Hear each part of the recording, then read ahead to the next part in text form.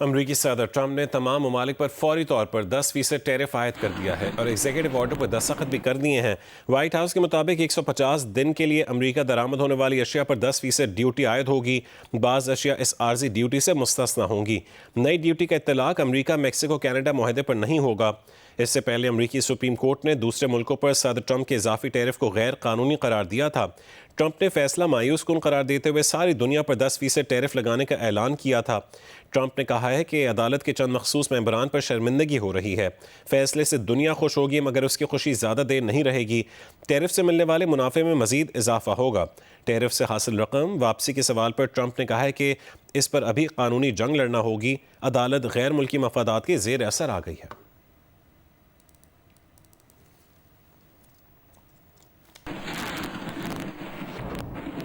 सफारतकारी और जंग दोनों के लिए तैयार हैं। आइंदा 2 से 3 रोज़ में मुमकिन जौहरी मुआहदे का इब्तदाई मुसवदा तैयार कर लेंगे। आला ईरानी क़यादत की मंजूरी मिलने पर यह दस्तावेज़ अमरीकी सदर के खुसूसी एलची स्टीव विटकॉफ के हवाले कर दी जाएगी। ईरानी वज़ीर ख़ारजा अब्बास इराक़ची की गैर मुल्की मीडिया से गुफ्तगू। अब्बास इराक़ची ने कहा है कि मुज़ाकरात के दूसरे दौर में जौहरी अफजूदगी रोकने की पेशकश नहीं की, ना ही अमरीका ने ऐसा कोई मुतालबा किया। मुज़ाकरात में जौहरी प्रोग्राम के पुरअमन रहने पर तवज्जो मरकूज़ की गई है। उनका कहना था कि जौहरी प्रोग्राम का कोई फ़ौजी हल नहीं। दूसरी जानिब ईरान पर महदूद हमलों की खबरों पर बरतानवी खबरसां एजेंसी रॉयटर्स ने दावा किया है कि अमरीकी हमले में ईरानी रहनुमाओं को बराह रास्त निशाना बनाया जाएगा।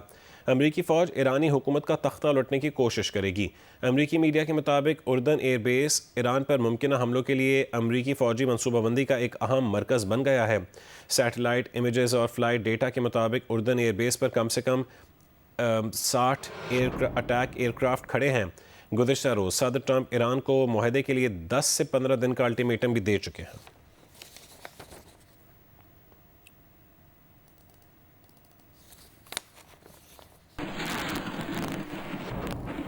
सफारतकारी और जंग दोनों के लिए तैयार हैं। आइंदा 2 से 3 रोज़ में मुमकिन जौहरी मुआहदे का इब्तदाई मुसवदा तैयार कर लेंगे। मंजूरी मिलने पर यह दस्तावेज़ अमरीकी खुसूसी एलची स्टीव विटकॉफ के हवाले कर दी जाएगी। ईरानी वज़ीर ख़ारजा का कहना था कि मुज़ाकरात में जौहरी अफजूदगी रोकने की पेशकश नहीं की और ना ही अमरीका ने ऐसा कोई मुतालबा किया है। दोनों ममालिक के मुज़ाकरात का तेज़ रफ्तार मुआहदे पर काम कर रहे हैं।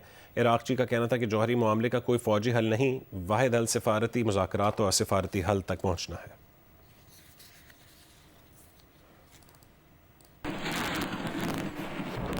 पंजाब में कम उम्री की शादी पर मुकम्मल पाबंदी के लिए child marriage restraint ordinance Punjab assembly के आइंदा इजलास में पेश किया जाएगा। मज़ीद तफसील जानेंगे आज़म मलिक से। आज़म, इस ऑर्डिनेंस में मज़ीद क्या कुछ शामिल है?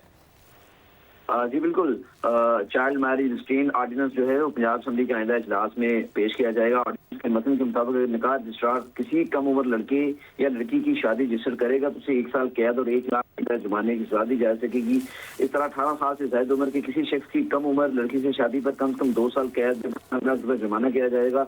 नए कानून में ये वाज़ह किया गया है रजा की शादी के बाद कम उम्र बच्चे या बच्ची के साथ रहाइश या ज़वाजी ताल्लुकात को चाइल्ड अब्यूज सबर किया जाएगा, जिस पर 5 से 7 साल कैद कम से कम 10 लाख रुपए जुर्माना होगा। शादी के घर से पंजाब से बाहर अगर किसी को कम उम्र बच्चे या बच्ची को आप लेके जाते हैं तो उसे चाइल्ड ट्रैफिकिंग के जुमरे में आएगा और इस पर भी 7 साल कैद और 10 लाख रुपए जुर्माने तक मुकर्रर किया गया है। ऑर्डिनेंस के तहत अगर वालिदैन या सरपरस्त कम उम्री की शादी कराने में मुलव्वस पाए गए तो उन्हें भी 2 से 3 साल कैद की सजा दी जा सकेगी। तमाम चाइल्ड मैरिज से मुताल्लिक मुकदमात सेशन कोर्ट में चलाए जाएंगे और अदालत को ये इख्तियार हासिल होगा कि वो कम उम्री की शादी रोकने के लिए फौरी हुक्म इम्तना यानी कि स्टे ऑर्डर जारी कर सकेगा। मजीद ये कि ऑर्डिनेंस के तमाम जराइम नाकाबिले जमानत और नाकाबिले राजीनामा होंगे, जबकि अदालतें पाबंद होंगी कि ऐसे मुकदमात 90 दिन के अंदर निपटाएं। इस नए कानून के नफाज के साथ ही 1929 का जो पुराना चाइल्ड मैरिज रिस्ट्रेंट एक्ट था वो मनसूख हो जाएगा और ये जो चाइल्ड रिस्ट्रेंट एक्ट है ये पंजाब असेंबली के आइंदा होने वाले इजलास में पेश किया जाएगा। जी, बहुत शुक्रिया आज़म तफसीलन अपडेट करने के लिए।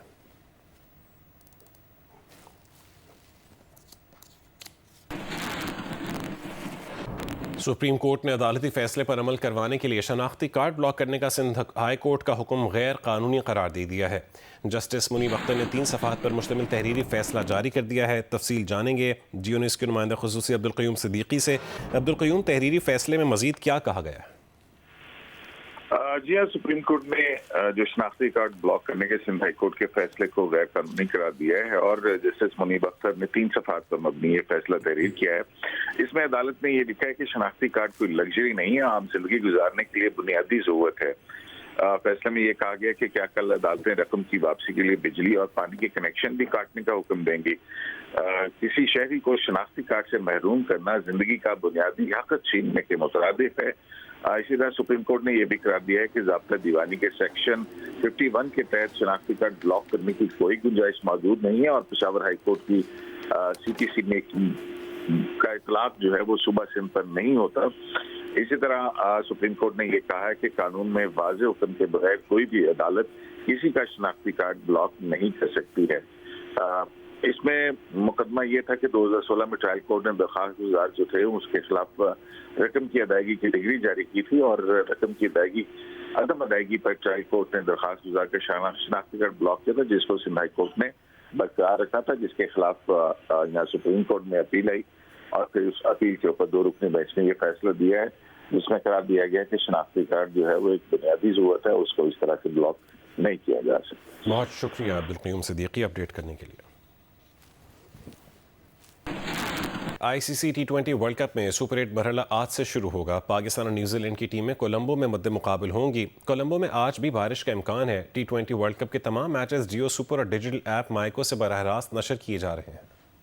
ग्रुप मैचेस के अख्ताम पर ICC T20 वर्ल्ड कप में सुपर 8 का मरहला शुरू होगा। इस स्टेज पर पहला मैच पाकिस्तान और न्यूजीलैंड के दरमियान खेला जाएगा। मुकाबले की तैयारी के लिए न्यूजीलैंड की टीम ने दिन के औकात में भरपूर प्रैक्टिस की। पाकिस्तानी स्पिनर उस्मान तारिक की बॉलिंग का तोड़ करने के लिए न्यूजीलैंड के कोचिंग स्टाफ ने बैटर्स को उस्मान तारिक के एक्शन में गेंदें कराई। पाकिस्तान क्रिकेट टीम का ट्रेनिंग सेशन फ्लड लाइट्स में शेड्यूल था, लेकिन कोलंबो में बारिश के सबब ये ट्रेनिंग सेशन मनसूख कर दिया गया। अलबत्ता हेड कोच माइक हेसन ने प्रेस कॉन्फ्रेंस की, जिसमें उन्होंने कहा कि हम 6 माह से इसी की तैयारी कर रहे हैं। खिलाड़ी पुरएतमाद हैं, तैयारी भी मुकम्मल है। उम्मीद है कंडीशंस का बेहतर अंदाज में फायदा उठाएंगे। कोशिश होती है कि बेहतरीन टीम को मैदान में उतारें। न्यूजीलैंड से ताल्लुक़ रखने वाले पाकिस्तान टीम के हेड कोच माइक हेसन का कहना है कि ग्रीन शर्ट पहनकर वर्ल्ड कप में न्यूजीलैंड के खिलाफ हिकमत अमली बनाने का कभी सोचा नहीं था। हेड कोच माइक हेसन ने सोशल मीडिया पर अपने मुल्क न्यूजीलैंड के खिलाफ मैच में पाकिस्तान टीम की कोचिंग से मुतालिक एक पैगाम में कहा कि अपने मुल्क के खिलाफ दूसरे मुल्क के लिए वफादार होना एक नया तजर्बा होगा। 7 साल न्यूजीलैंड की कोचिंग के बाद अब वो इस चैलेंज के लिए तैयार हैं।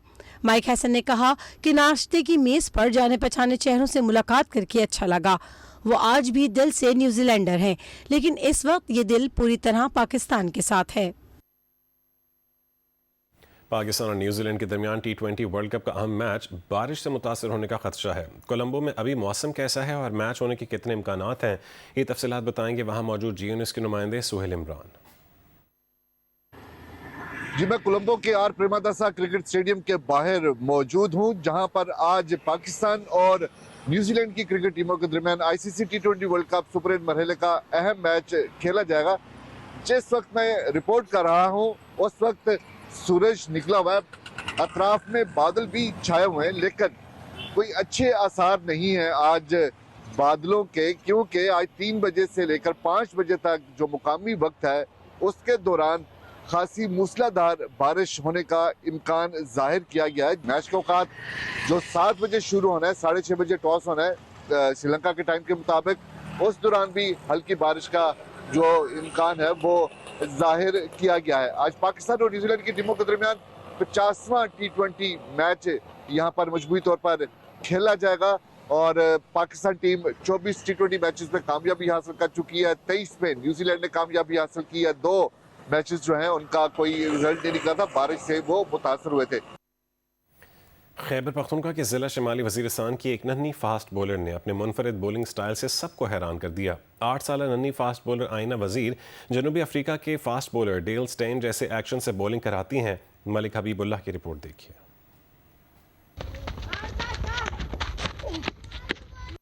आइना वजीर का ताल्लुक शिमाली वजीरिस्तान की तहसील शुआ के इलाके से है। यहाँ न खेल के मैदान है और ना ही कोई दीगर सहूलियात। ये नन्ही खिलाड़ी सहूलियात से महरूम है, लेकिन आइना वजीर का ख्वाब है कि वो एक दिन पाकिस्तान वुमेन क्रिकेट टीम की जर्सी पहनकर अपने इलाके और अपने मुल्क का नाम रोशन करेगी।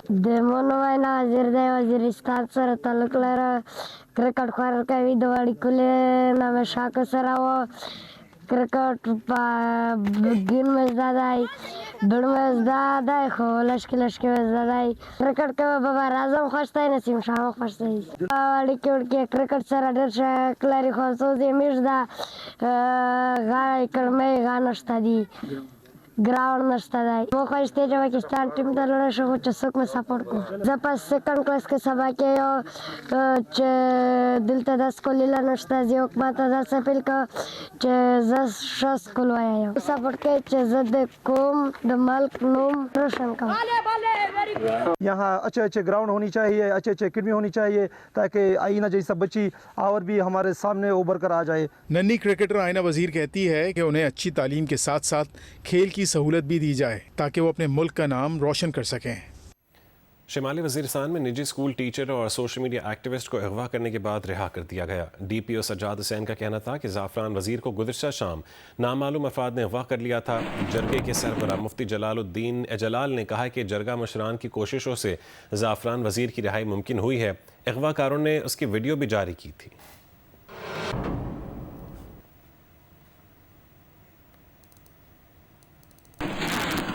डिस्ट्रिक्ट एंड सेशन जज इस्लामाबाद नसर मिनुल्लाह बलोच ने ऑडियो लीक केस में अली अमीन गंडापुर और शरीक मुलजिम असद फारूक पर फर्द जुर्म आयद कर दी है। इसकी तफसीलात हासिल करेंगे GNS के नुमाइंदे निसार अब्बास से। निसार बताएगा क्या तफसील मिली है? जी, आज अली अमीन गंडापुर साहब अपने साथियों के साथ जो है और जो उनके वकील थे उनके साथ जो है राजा ज़हूर हसन एडवोकेट के साथ पेश हुए। सेशन जज नसर मिनल्लाह की जो अदालत थी उसमें वहाँ पे केस के दौरान जो है ऑडियो लीक्स के में उनको शरीक मुलजिम असद फारूक और उन पर जो है फर्द जुर्म आयद कर दिया गया है। अली अमीन गंडापुर के वारंट जो है जो गिरफ्तारी के पहले जारी कर दिए गए थे उसको मुअत्तल कर दिया गया और उन्हें इश्तिहारी करार देने की जो कार्रवाई जारी थी उसको भी खत्म करने के अहकाम जारी कर दिए अदालत ने। और उसके साथ जो है अली अमीन गंडापुर साहब से जब अदालत ने पूछा कि आप पेश नहीं हुए अदालत में तो उनका यही कहना था कि सिक्योरिटी सूरत हाल के बाइस से उनका अदालत में पेश होना मुमकिन नहीं बन सका। ठीक है, बहुत शुक्रिया निसार अब्बास अपडेट करने के लिए।